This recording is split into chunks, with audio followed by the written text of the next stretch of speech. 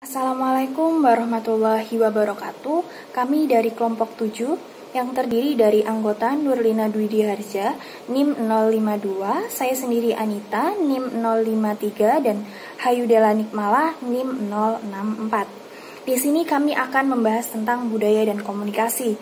Adapun beberapa hal yang akan kita bahas di dalam komunikasi dan budaya, yakni yang pertama ada pengertian komunikasi dan budaya, yang kedua ada hubungan komunikasi dan budaya, dan yang ketiga ada gaya komunikasi dan budaya. Oke, yang pertama saya akan menjelaskan tentang pengertian komunikasi. Komunikasi bisa didefinisikan sebagai proses penyampaian informasi atau pesan oleh seorang komunikator yang memberi pesan dan kepada komunikan yang menerima pesan melalui sarana tertentu dan tujuan dan dampak tertentu pula. Kemudian komunikasi yang dilakukan manusia dapat berupa verbal maupun nonverbal. Jika komunikasi menggunakan bahasa verbal, komunikasi bisa disampaikan menggunakan kata-kata. Sedangkan komunikasi nonverbal bisa menggunakan gerak tubuh atau bahasa isyarat lainnya. Selanjutnya pengertian budaya. Budaya merupakan segala sesuatu yang dihasilkan oleh akal, budi, atau pikiran manusia. Setiap manusia hidup dalam suatu lingkungan sosial budaya tertentu dan budaya itu senantiasa memberlakukan adanya nilai-nilai sosial budaya yang dianut oleh warga masyarakat itu sendiri, yang memiliki unsur meliputi sekumpulan pengetahuan, kemudian pengalaman, kepercayaan, makna, agama, konsep alam, semesta, dan objek materi yang dimiliki warga masyarakat itu sendiri. Kemudian, budaya dimanifestasikan dalam bentuk bahasa, aktivitas, atau perilaku yang dapat berpengaruh terhadap tindak komunikasi manusia. Dengan adanya budaya, manusia dapat hidup beradaptasi dan juga bisa merespon lingkungan hidup mereka. Dengan budaya pula, manusia berkomunikasi dengan manusia lain dan manusia bisa tetap bertahan hidup di lingkungannya. Seperti itu. Selanjutnya akan dilanjutkan oleh Mbak Nurlina Dwi Diharja. Oke, selanjutnya ada hubungan komunikasi dan budaya. Nah, komunikasi dan budaya ini tidak dapat dipisahkan karena pada eksistensinya komunikasi dan budaya ini saling berkaitan, di mana suatu budaya dapat dilestarikan dan juga diwariskan kepada generasi-generasi penerus bangsa melalui proses komunikasi. Di sini komunikasi sendiri berfungsi sebagai alat penyebaran tradisi dan juga alat penyebaran nilai-nilai budaya. Dalam komunikasi lintas budaya, terjadi pertukaran antara budaya satu dengan budaya yang lainnya, di mana titik tekan budaya dalam konteks komunikasi lintas budaya ini lebih berkaitan dengan aspek-aspek budaya imaterial, seperti contohnya bahasa, kemudian tradisi, kemudian kebiasaan, adat istiadat, kemudian norma, serta nilai moral, etika, gagasan, religi, dan juga kesenian. Nah, di mana dalam hal ini contohnya bisa diperhatikan dari berbagai macam daerah, bagaimana cara orang-orang berbicara dan berkomunikasi itu sangat berbeda-beda. Di sini sebagai contoh kita ambil orang Jawa, Sunda, Batak, Minang, dan Bali. Mereka berbicara dan berinteraksi dengan caranya sendiri-sendiri, maka cara orang Sunda berkomunikasi berbeda dengan cara berkomunikasi orang Jawa, begitupun sebaliknya orang Jawa yang cara komunikasinya berbeda dengan cara komunikasi orang Sunda.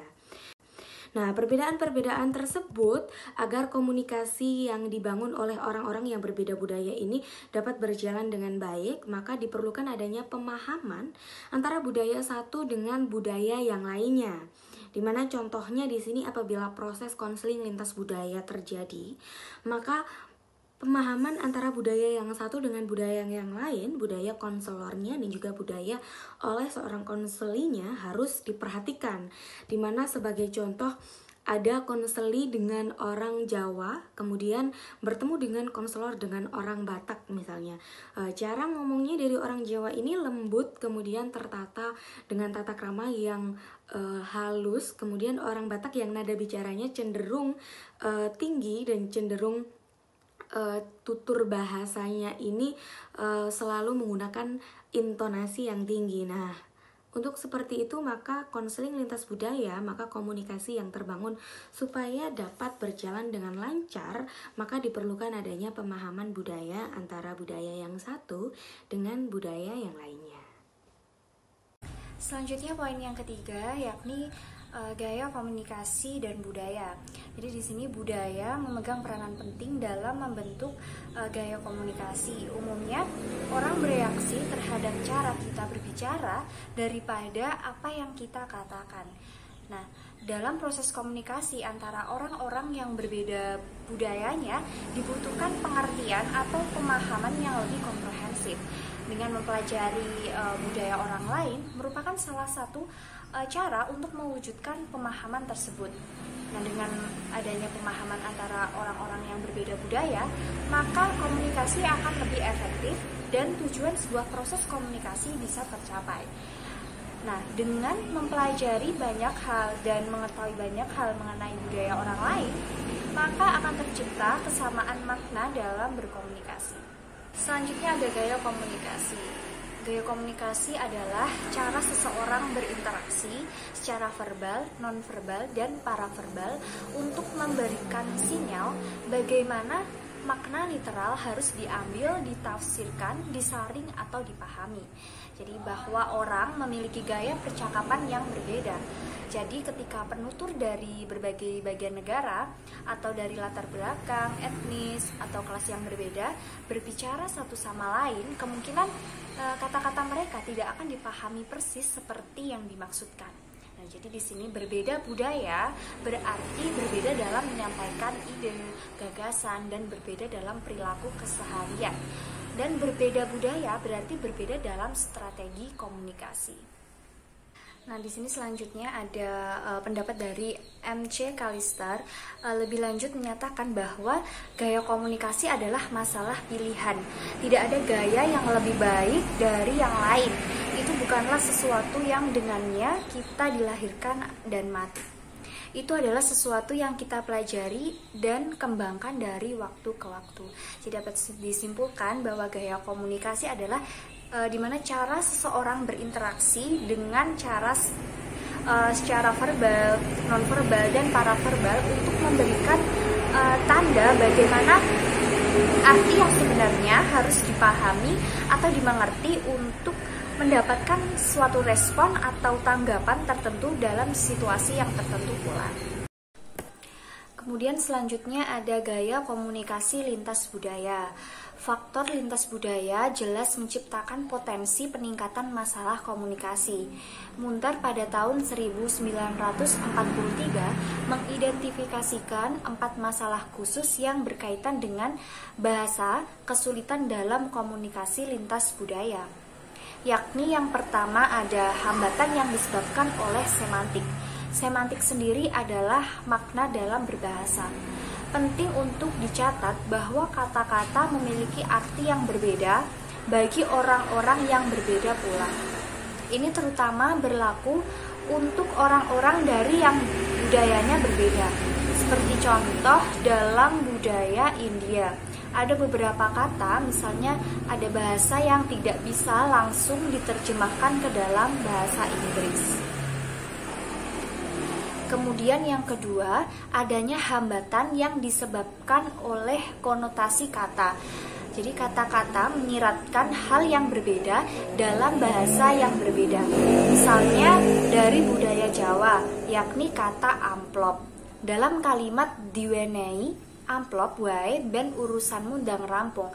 Jadi dalam kalimat di sini maka kata amplop bermakna konotatif yang mengandung arti berilah ia uang.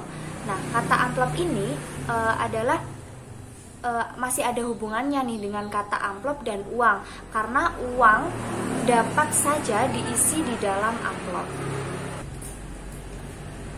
Kemudian yang ketiga, hambatan ini disebabkan oleh perbedaan nada. Nah, jadi ada beberapa budaya bahasanya adalah formal dan ada budaya lain yang tidak formal. Dalam beberapa budaya ada yang nadanya berubah tergantung pada konteksnya. Orang berbicara secara berbeda tempat, berbeda di rumah, dalam situasi sosial, dan di tempat kerja. Seperti contoh, misalnya pramusaji India menggunakan intonasi saat menawarkan makanan kepada pelanggannya. Nah, meskipun orang India dan Amerika menganggap tindakan menanyakan perilaku sopan, orang Amerika ini mengajukan pertanyaannya dengan intonasi yang meninggi. Nah, perbedaan ini yaitu penawaran dengan intonasi yang menurun, dianggap tidak sopan dan tidak pantas oleh pelanggan Amerika. Kemudian yang keempat, adanya hambatan yang disebabkan oleh perbedaan persepsi. Jadi di sini orang yang berbicara dalam berbahasa yang berbeda sebenarnya memandang dunia dengan cara yang berbeda pula. Seperti contoh, orang Eskimo memandang salju secara berbeda karena mereka memiliki banyak kata untuk itu, seperti itu. Sekian dari kelompok 7, ada kurang lebihnya mohon maaf. Wassalamualaikum warahmatullahi wabarakatuh.